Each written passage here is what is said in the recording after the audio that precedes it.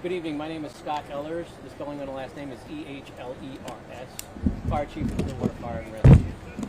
Earlier this evening at 19:08 hours, we received a report of a structure fire here in Bayside Waters, which was formerly known as Japanese Gardens. We responded immediately.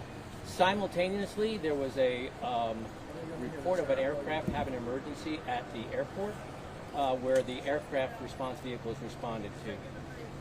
The tower over there was able to get a radio transmission from the pilot that he was having a mayday, mayday, mayday, and the aircraft went off radar about 3 miles north of the runway, which is in this location here. We arrived on scene at 19:15, and at that time we found 4 trailers heavily involved, mobile homes, that we quickly extinguished along with the ARF units, and then identified that there was an aircraft in one of them. We're in the process of working through with FAA and NTSB to identify the aircraft as well as the pilot or any other members that may have been aboard that aircraft. The personnel on the ground, we are still trying to find out on the main trailer where the mobile home that the aircraft crashed into, if there was any victims inside. All the other mobile homes were cleared, and there was no victims in any of those. They were able to get out of their mobile homes, and they were not transported to any hospitals. We do have one injury that I think is secondary to the entire incident, a person that we refused, but other than that, there was no other injuries. How many people died in this that you know of? We don't have any. We don't have any count yet. Again, obviously there is a fatality, most likely on a high-impact crash like this. We have not got to that yet. Again, we have to coordinate with the FAA and NTSB as we move through. Our primary purpose when we got here was to rescue any victims that were identifiable and ready in regards to the fire as well, putting them out. But then also now we have to secure the scene and start looking at any indications of what occurred here. Was it just the pilot on board, or were there other passengers? We do not know that. We have to still find out more in regards to where it came from, what the intent was. Now, we do know that they were in contact with Tampa Approach and that they were having some issues. That's about all that we know. Chief, in terms of that they were trying to land at Clearwater Airport? I don't have that information. Chief, in terms of what happened here on the ground and the home that took the most impact, have you just not been able to make contact with the people who live there, or are you still in an effort to search and find who might have been involved? That's correct. Our biggest thing right now is still to try and find out if we have any other victims.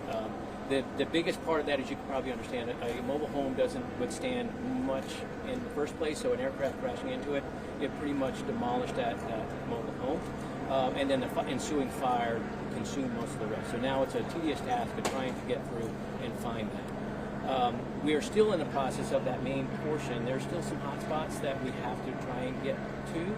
The problem is we don't want to ruin the investigation aspect of it. So NTSB and FAA are on their way.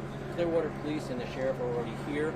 And at some point we'll shift over to helping them and assisting them in finding that out. Do you know how many total people were in the other trailers that may have gone out of their homes, or that your crew may have assisted in getting out? I can get you that number. I don't have that exact number, but there were the other mobile homes that were affected because of the fire. They did have residents in them. They were able to get out, and we accounted for everybody there. Chief, we know that people said that it was so hot on the approach when they were trying to go up and even help. Can you describe the scene when you got there and how long it took to get those flames at least down a little bit? Yeah, the good thing about what happened here, proud of the response by Clearwater Fire Rescue, Largo Fire Rescue, St. Pete Fire Rescue, but also Clearwater Airport aircraft response units. When they, again, as I said in the beginning, they were simultaneously dispatched. As we're getting the structure fire, they were simultaneously dispatched to a aircraft in trouble for their runway from their tower.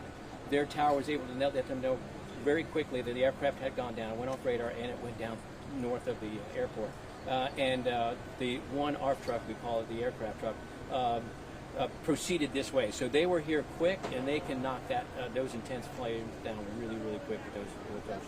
So they were here first and were able to get that done? Or? No, our engine was here first. We were first on scene, but they were right behind us, so which was really a tremendous help on us. And that's a truck that can handle plane Aircraft crashes emergencies. and aircraft That's emergencies, correct. right? Yeah. You're talking about jet fuel. You're talking about some other elements here. So it's not again, we not sure what type of aircraft. We don't have a tail number yet or anything like that, but it most likely a small aircraft, and that usually uses avgas. But burns very hot, very flammable component. Yes. Single engine. One engine. Yeah, we believe it's a single engine from what we can see. Yes. When you're approaching a scene like this, knowing that there's been a plane crash and all of the homes that are in such close proximity to one another, are you surprised to see that so many people were able to make it out of those homes that were impacted safely? Did you expect to see more injuries on the scene? I was expecting more injuries. Honestly, I was expecting more damage because again, as you said, with an aircraft, it doesn't matter if small, larger, whatever the case may be. With a compact area like this, they usually will leave a trail. This does not indicate that at all. So we were very fortunate, but we still have the tedious work of trying to find out if there are any fatalities, which we believe the only aircraft there is. And being so close to PIE, in your experience, how many small engine plane crashes have you responded to in this area? We've had a few, both over at our Clearwater Airport, but also working with the other units around here to St. Pete Clearwater Airport. But this is probably the first one in a good 8-9 years.